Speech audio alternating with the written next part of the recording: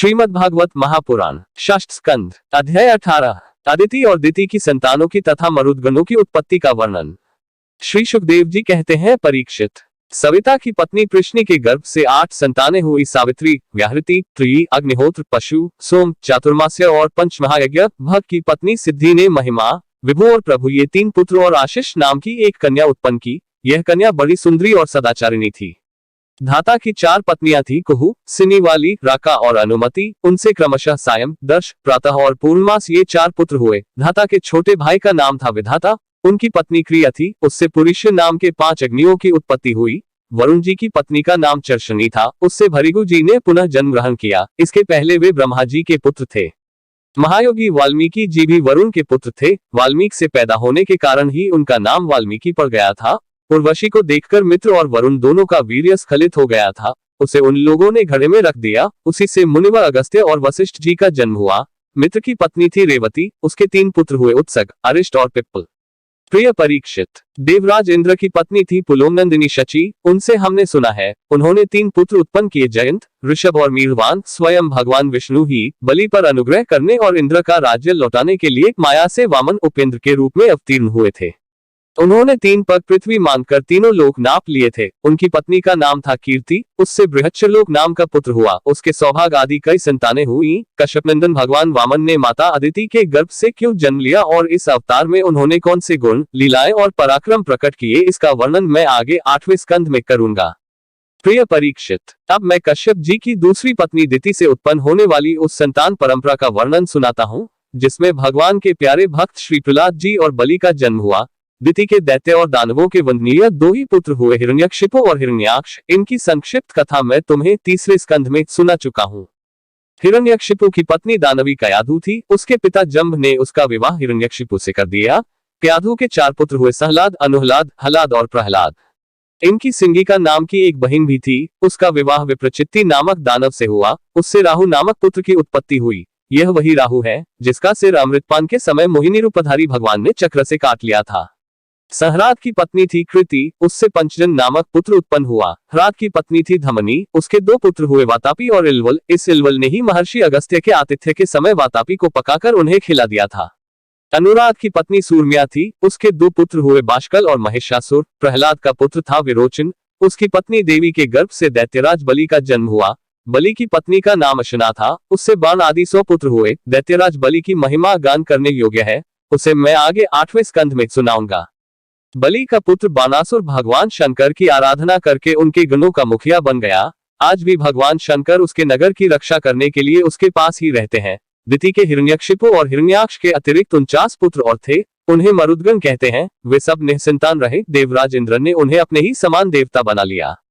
राजा परीक्षित ने पूछा, भगवान, मरुदगण ने ऐसा कौन सा सत्कर्म किया था जिसके कारण वे अपने जन्मजात असुरोसित भाव को छोड़ सके और देवराज इंद्र के द्वारा देवता बना लिए गए? ब्राह्मण, मेरे साथ यहाँ की सभी ऋषिमंडली यह बात जानने के लिए अत्यंत उत्सुक हो रही है, अतः आप कृपा करके विस्तार से वह रहस्य बतलाइए। सूत जी कहते हैं, शौनक जी, राजा परीक्षित का प्रश्न थोड़े शब्दों में बड़ा सारगर्भित था। उन्होंने बड़े आदर से पूछा भी था, इसलिए सर्वज्ञ श्री सुखदेव जी महाराज ने बड़े ही प्रसन्नचित्त से उनका अभिनंदन करके यूं कहा। श्री सुखदेव जी कहने लगे, परीक्षित, भगवान विष्णु ने इंद्र का पक्ष लेकर दिति के दोनों पुत्र हिरण्यकशिपु और हिरण्याक्ष को मार डाला। अतः दिति शोक की आग से उद्दीप्त क्रोध से जलकर इस प्रकार सोचने लगी, सचमुच इंद्र बड़ा विषयी, क्रूर और निर्दयी है। राम, उसने अपने भाइयों को ही मरवा डाला। वो दिन कब होगा जब मैं भी उस पापी को मरवाकर आराम से सोऊंगी?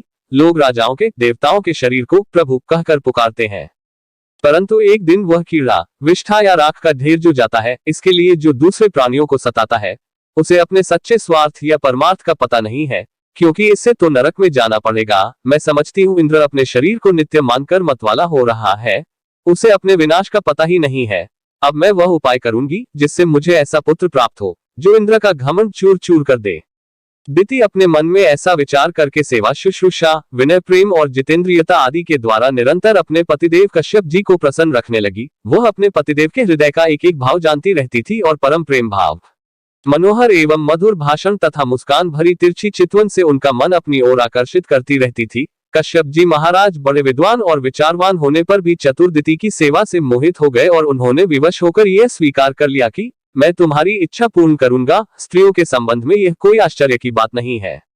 सृष्टि के प्रभात में ब्रह्मा जी ने देखा कि सभी जीव असंग हो रहे हैं। तब उन्होंने अपने आधे शरीर से स्त्रियों की रचना की और स्त्रियों ने पुरुषों की मति अपनी ओर आकर्षित कर ली। हाँ तो भैया, मैं कह रहा था कि दिति ने भगवान कश्यप जी की बड़ी सेवा की, इससे वे उस पर बहुत ही प्रसन्न हुए। उन्होंने दिति का अभिनंदन करते हुए उससे मुस्कुराकर कहा।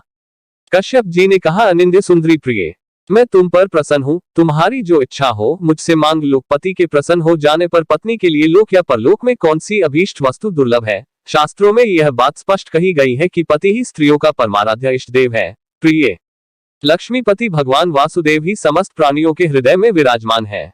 विभिन्न देवताओं के रूप में नाम और रूप के भेद से उन्हीं की कल्पना हुई है। सभी पुरुष चाहे किसी भी देवता की उपासना करें, उन्हीं की उपासना करते हैं। ठीक वैसे ही स्त्रियों के लिए भगवान ने पति का रूप धारण किया है, वे उनकी उसी रूप में पूजा करती हैं। इसलिए प्रिय, अपना कल्याण चाहने वाली पतिव्रता स्त्रियां अनन्य प्रेमाभाव से अपने पतिदेव की ही पूजा करती हैं, क्योंकि पतिदेव ही उनके परम प्रियतम आत्मा और ईश्वर हैं।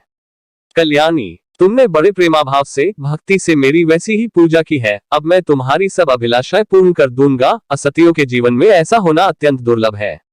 दिति ने कहा, ब्रन, इंद्र ने विष्णु के हाथों मेरे 2 पुत्र मरवाकर मुझे निपुति बना दिया है। इसलिए यदि आप मुझे मुंह मांगा वर देना चाहते हैं तो कृपा करके एक ऐसा अमर पुत्र दीजिए जो इंद्र को मार डाले। परीक्षित, दिति की बात सुनकर कश्यप जी खिन्न होकर पछताने लगे। वे मन ही मन कहने लगे, हाय हाय, आज मेरे जीवन में बहुत बड़े अधर्म का अवसर आ पहुंचा। देखो तो सही, अब मैं इंद्रियों के विषयों में सुख मानने लगा हूँ। स्त्री रूपिणी माया ने मेरे चित्त को अपने वश में कर लिया है। हाय हाय, आज मैं कितनी दीनहीन अवस्था में हूँ। अवश्य ही अब मुझे नरक में गिरना पड़ेगा। इस स्त्री का कोई दोष नहीं है, क्योंकि इसने अपने जन्मजात स्वभाव का ही अनुसरण किया है। दोष मेरा है जो मैं अपनी इंद्रियों को अपने वश में न रख सका, अपने सच्चे स्वार्थ और परमार्थ को न समझ सका। मुझ मूढ़ को बार बार धिक्कार है। सच है, स्त्रियों के चरित्र को कौन जानता है। इनका मुंह तो ऐसा होता है जैसे शरद ऋतु का खिला हुआ कमल। बातें सुनने में ऐसी मीठी होती हैं मानो अमृत घोल रखा हो, परंतु हृदय वह तो इतना तीखा होता है कि मानो छुरे की पैनी धार हो। इसमें संदेह नहीं कि स्त्रियां अपनी लालसाओं की कठपुतली होती हैं। सच पूछो तो वे किसी से प्यार नहीं करती। स्वार्थवश वे अपने पति, पुत्र और भाई तक को मार डालती हैं या मरवा डालती हैं। अब तो मैं कह चुका हूं कि जो तुम मांगोगी दूंगा। मेरी बात झूठी नहीं होनी चाहिए, परंतु इंद्र भी वध करने योग्य नहीं है। अच्छा, अब इस विषय में मैं यह युक्ति करता हूँ। प्रिय परीक्षित, सर्वसमर्थ कश्यप जी ने इस प्रकार मन ही मन अपनी भर्त्सना करके दोनों बात बनाने का उपाय सोचा और फिर तनिक रुष्ट होकर दिति से कहा। कश्यप जी बोले, कल्याणी, यदि तुम मेरे बतलाए हुए व्रत का 1 वर्ष तक विधिपूर्वक पालन करोगी तो तुम्हें इंद्र को मारने वाला पुत्र प्राप्त होगा। परंतु यदि किसी प्रकार नियमों में त्रुटि हो गई तो वह देवताओं का मित्र बन जाएगा। दिति ने कहा, ब्राह्मण, मैं उस व्रत का पालन करूंगी। आप बतलाइए कि मुझे क्या क्या करना चाहिए, कौन कौन से काम छोड़ देने चाहिए और कौन से काम ऐसे हैं जिनसे व्रत भंग नहीं होता। कश्यप जी ने उत्तर दिया, प्रिय, इस व्रत में किसी भी प्राणी को मन, वाणी या क्रिया के द्वारा सताए नहीं, किसी को शाप या गाली न दे, झूठ न बोले, शरीर के नख और रोए न काटे और किसी भी अशुभ वस्तु का स्पर्श न करे, जल में घुसकर स्नान न करे, क्रोध न करे, दुर्जनों से बातचीत न करे, बिना धुला वस्त्र न पहने और किसी की पहनी हुई माला न पहने, जूठा न खाए, भद्रकाली का प्रसाद या मांस से युक्त अन्न का भोजन न करे, शूद्र का लाया हुआ और रजस्वला का देखा हुआ अन्न भी न खाए और अंजलि से जलपान न करे, झूठे मुंह, बिना आचमन किए, संध्या के समय बाल खोले हुए, बिना श्रृंगार के, वाणी का संयम किए बिना और बिना चद्दर ओढ़े घर से बाहर न निकले, बिना पैर धोए, अपवित्र अवस्था में गीले पांवों से उत्तर या पश्चिम सिर करके दूसरे के साथ, नग्नावस्था में तथा सुबह शाम सोना नहीं चाहिए। इस प्रकार इन निषिद्ध कर्मों का त्याग करके सर्वदा पवित्र रहे, धुला वस्त्र धारण करे और सभी सौभाग्य के चिन्हों से सुसज्जित रहे। प्रातःकाल कलेवा करने के पहले ही गाय, ब्राह्मण, लक्ष्मी जी और भगवान नारायण की पूजा करे। इसके बाद पुष्पमाला, चंदनादि सुगंध द्रव्य, नैवेद्य और आभूषण आदि से सुहागिनी स्त्रियों की पूजा करे तथा पति की पूजा करके उसकी सेवा में संलग्न रहे और यह भावना करती रहे कि पति का तेज मेरी कोख में स्थित है। प्रिय, इस व्रत का नाम पुंसवन है। यदि 1 वर्ष तक तुम इसे बिना किसी त्रुटि के पालन कर सकोगी तो तुम्हारी कोख से इंद्रघाती पुत्र उत्पन्न होगा। परीक्षित, दिति बड़ी मनस्वी और दृढ़ निश्चय वाली थी। उसने बहुत ठीक कहकर उनकी आज्ञा स्वीकार कर ली। अब दिति अपनी कोख में भगवान कश्यप का वीर्य और जीवन में उनका बतलाया हुआ व्रत धारण करके अनायास ही नियमों का पालन करने लगी। प्रिय परीक्षित, देवराज इंद्र अपनी मौसी दिति का अभिप्राय जान बड़ी बुद्धिमानी से अपना वेश बदलकर दिति के आश्रम पर आए और उसकी सेवा करने लगे। वे दिति के लिए प्रतिदिन समय समय पर वन से फूल फल कंद मूल समिधा कुश पत्ते धूप मिट्टी और जल लाकर उसकी सेवा में समर्पित करते। जिस प्रकार बहेलिया हरिण को मारने के लिए हरिण की सी सूरत बनाकर उसके पास जाता है, वैसे ही देवराज इंद्र भी कपट वेश धारण करके व्रतपरायणा दिति के व्रत पालन की त्रुटि पकड़ने के लिए उसकी सेवा करने लगे। सर्वदा पैनी दृष्टि रखने पर भी उन्हें उसके व्रत में किसी प्रकार की त्रुटि न मिली और वे पूर्ववत उसकी सेवा टहल में लगे रहे। अब तो इंद्र को बड़ी चिंता हुई। वे सोचने लगे, मैं ऐसा कौन सा उपाय करूं जिससे मेरा कल्याण हो। उद्धरण चिन्ह। दिति व्रत के नियमों का पालन करते करते बहुत दुर्बल हो गई थी। विधाता ने भी उसे मोह में डाल दिया, इसलिए एक दिन संध्या के समय जूठे मुंह बिना आचमन किए और बिना पैर धोए ही वह सो गई। योगेश्वर इंद्र ने देखा कि यह अच्छा अवसर हाथ लगा। वे योग बल से झटपट सोई हुई दिति के गर्भ में प्रवेश कर गए। उन्होंने वहां जाकर सोने के समान चमकते हुए गर्भ के वज्र के द्वारा 7 टुकड़े कर दिए। जब वह गर्भ रोने लगा तब उन्होंने मत रो यह कहकर 7 टुकड़ों में से एक एक के और भी 7 टुकड़े कर दिए। जब इंद्र उनके टुकड़े टुकड़े करने लगे तब उन सबों ने हाथ जोड़कर इंद्र से कहा, देवराज तुम हमें क्यों मार रहे हो? हम तो तुम्हारे भाई मरुदगण हैं। तब इंद्र ने अपने भावी अनन्य प्रेमी पार्षद मरुदगणों से कहा, अच्छी बात है, तुम लोग मेरे भाई हो, अब मत डरो। उद्धरण। परीक्षित, जैसे अश्वत्थामा के ब्रह्मास्त्र से तुम्हारा कुछ भी अनिष्ट नहीं हुआ, वैसे ही भगवान श्रीहरि की कृपा से दिति का वह गर्भ वज्र के द्वारा टुकड़े टुकड़े होने पर भी मरा नहीं। इसमें तनिक भी आश्चर्य की बात नहीं है, क्योंकि जो मनुष्य एक बार भी आदिपुरुष भगवान नारायण की आराधना कर लेता है वह उनकी समानता प्राप्त कर लेता है। फिर दिति ने तो कुछ ही दिन कम 1 वर्ष तक भगवान की आराधना की थी। अब वे मरुदगण इंद्र के साथ मिलकर 50 हो गए। इंद्र ने भी सौतेली माता के पुत्रों के साथ शत्रुभाव न रखकर उन्हें सोमपाई देवता बना लिया। जब दिति की आंख खुली तब उसने देखा कि उसके अग्नि समान तेजस्वी 49 बालक इंद्र के साथ हैं। इससे सुंदर स्वभाव वाली दिति को बड़ी प्रसन्नता हुई। उसने इंद्र को संबोधन करके कहा, बेटा मैं इस इच्छा से इस अत्यंत कठिन व्रत का पालन कर रही थी कि तुम अदिति के पुत्रों को भयभीत करने वाला पुत्र उत्पन्न हो। मैंने केवल एक ही पुत्र के लिए संकल्प किया था, फिर ये 49 पुत्र कैसे हो गए? बेटा इंद्र, यदि तुम्हें इसका रहस्य मालूम हो तो सच सच मुझे बतला दो, झूठ न बोलना।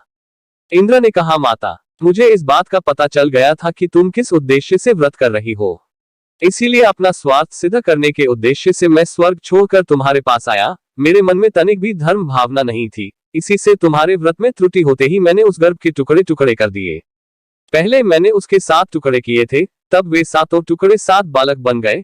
इसके बाद मैंने फिर एक एक के 7 टुकड़े कर दिए, तब भी वे न मरे बल्कि 49 हो गए। यह परम आश्चर्यमयी घटना देखकर मैंने ऐसा निश्चय किया कि परम पुरुष भगवान की उपासना की यह कोई स्वाभाविक सिद्धि है। जो लोग निष्काम भाव से भगवान की आराधना करते हैं और दूसरी वस्तुओं की तो बात ही क्या, मोक्ष की भी इच्छा नहीं करते, वे ही अपने स्वार्थ और परमार्थ में निपुण हैं। भगवान जगदीश्वर सबके आराध्य देव और अपने आत्मा ही हैं। वे प्रसन्न होकर अपने आप तक का दान कर देते हैं। भला ऐसा कौन बुद्धिमान है जो उसकी आराधना करके विषय भोगों का वरदान मांगे? माता जी, ये विषय भोग तो नरक में भी मिल सकते हैं। मेरी स्नेहमयी जननी, तुम सब प्रकार मेरी पूज्या हो। मैंने मूर्खतावश बड़ी दुष्टता का काम किया है, तुम मेरे अपराध को क्षमा कर दो। यह बड़े सौभाग्य की बात है कि तुम्हारा गर्भ खंड खंड हो जाने से एक प्रकार मर जाने पर भी फिर से जीवित हो गया।